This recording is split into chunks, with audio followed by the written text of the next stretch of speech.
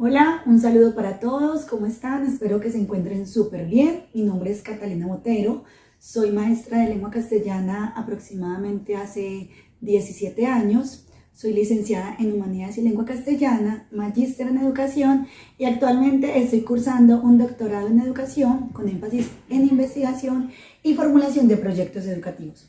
Soy yo quien nos voy a acompañar en este proceso de desarrollo, de planteamiento, de recomendaciones y de todo lo que tiene que ver con la parte de lectura crítica en las pruebas ICFES. Entonces, con mucho entusiasmo, mucha energía, vamos con todo. Como ya se los había anunciado en algún momento, hay varios tipos de texto que vamos a trabajar. Ya hemos visto el artículo de opinión, el texto filosófico con ese corte argumentativo, y hoy vamos a ver un tipo de texto que es muy del agrado y muy del acceso de los estudiantes, de cualquier tipo de persona, porque es algo con lo que pues desde que nacemos nuestros padres nos están contando, ¿cierto? Y es el texto narrativo. En este caso vamos a trabajar el cuento. Vale, vamos a ver un cuento de Augusto Monterroso como una herramienta muy valiosa para que nosotros no solamente podamos aprender sobre literatura, sino que los cuentos nos llevan a trabajar temas sociales, temas culturales, y casi siempre nos dejan como algo en lo que tenemos que pensar, ¿cierto? A veces nos dejan una enseñanza, las fábulas por su lado nos dejarían una moraleja, entonces vamos a trabajar con él. Los cuentos nos pueden proporcionar enseñanzas que no solamente son valiosas para la vida, sino que además nos van a ayudar a nosotros como estudiantes a desarrollar habilidades críticas de pensamiento y análisis para todos esos procesos mentales que tenemos que desarrollar. ¿Qué es importante tener en cuenta a la hora de leer un texto narrativo? Pues lo primero, casi como que en todos los tipos de texto, es identificar el tema, mirar cuál es el tema central, mirar si nos están dando un contenido explícito o implícito, y esto nos va a ayudar a tener como una visión más amplia de lo que se está tratando. Luego es importante analizar los personajes. Estos muchas veces nos van a dar como una información muy importante, porque van a ser una fuente primaria de todo lo que nosotros queremos saber acerca si se va a tratar de una cultura, de una sociedad, de la psicología humana. Recordemos que los personajes pueden estar retratados desde la humanidad o también desde los animales. Luego vamos a mirar entonces si hay un conflicto, de qué se trata ese conflicto, qué es lo que pasa dentro de los personajes, cómo se empieza a desarrollar para que podamos entender mejor el mensaje de lo que allí nos están convocando el autor. Y finalmente vamos a analizar ese mensaje pues, que nos está transmitiendo, ¿cierto? Todo ese conflicto que se desarrolla a lo largo del cuento es precisamente para que podamos tener una enseñanza de él. Entonces vamos a disfrutar de este maravilloso cuento de Augusto Monterroso, que es bien conocido por muchos. Espero que lo disfruten. Como se los anticipé hace un momento, vamos a leer un cuento de Augusto Monterroso. Es un cuento que titula La rana que quería ser una rana auténtica. Acá podemos observar que el mismo título ya nos está dando un indicio de lo que vamos a leer, de lo que vamos a escuchar en este texto. ¿A partir de qué? Pues a partir de este adjetivo, auténtica. Entonces, espero que lo disfruten. Dice: la rana que quería ser una rana auténtica. Había una vez una rana que quería ser una rana auténtica y todos los días se esforzaba en ello. Al principio se compró un espejo en el que se miró largamente buscando su ansiada autenticidad. Unas veces parecía encontrarla y otras no, según el humor de ese día o de la hora, hasta que se cansó de esto y guardó el espejo en un baúl.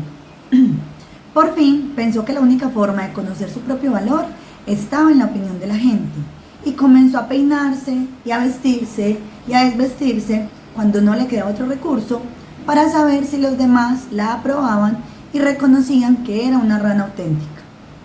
Un día demostró que lo que más admiraban de ella era su cuerpo, especialmente sus piernas, de manera que se dedicó a hacer sentadillas y a saltar para tener unas ancas cada vez mejores. Y sentía que todos la aplaudían. Y así seguía haciendo esfuerzos hasta que, dispuesta a cualquier cosa para lograr que la consideraran una rana auténtica, se dejaba arrancar las ancas y los otros se las comían. Y ella todavía alcanzaba a oír con amargura cuando decían que qué buena rana, que parecía pollo. Augusto Monterroso, 1969. Entonces acá, como les dije ahorita, vamos a mirar cuál es el mensaje general que nos quiere transmitir este cuento, que nos quiere transmitir el autor a partir de este texto. Vamos a leer entonces la pregunta. ¿Cuál es la enseñanza principal que se puede extraer del cuento de la rana auténtica? A. La importancia de buscar la aprobación de los demás para sentirse valioso. B. La necesidad de aceptarse a uno mismo y no buscar la validación externa. C. La importancia de tener un cuerpo atractivo para ser considerado auténtico. D. La importancia de hacer cualquier cosa para lograr la autenticidad, incluso si implica sacrificios extremos. Entonces comiencen a hacer sus análisis, unos segunditos, para que empecemos a hacer ese proceso de descarte y miremos a ver entonces cuál sería la opción correcta. Comencemos entonces el proceso de descarte, ¿cierto? Miremos muy bien que lo que nos está preguntando el texto es sobre la enseñanza principal que podemos extraer del cuento. Y nos da, como siempre, las 4 opciones de respuesta. ¿Listo? Entonces, empecemos con las que no serían primero. Empecemos con la A. La autenticidad se alcanza a través de la aprobación de los demás. Esta opción no sería correcta porque la historia nos muestra incluso que la rana se obsesionó con esa aprobación de los demás y la llevó a hacer cosas que ella no quería hacer, perder partes de su cuerpo. No importaba cuánto tratara ella de complacer a los demás, nunca se sintió auténtica y nunca paró como con su objetivo, pero aún así no lo alcanzó. La opción C. La autenticidad es irrelevante y lo importante es lo que los demás piensan de uno. Tampoco podría ser correcta porque nos está mostrando precisamente el cuento todo lo contrario. Y es que la rana anhelaba profundamente tratar de encontrar esa autenticidad y lo trataba de hacer de diferentes maneras, pero ella siempre estaba esperando lo que los otros pensaran. De hecho, eso fue como una de las respuestas que ella tuvo en su imaginario, que de pronto con la aprobación de los demás ella iba a encontrar su autenticidad.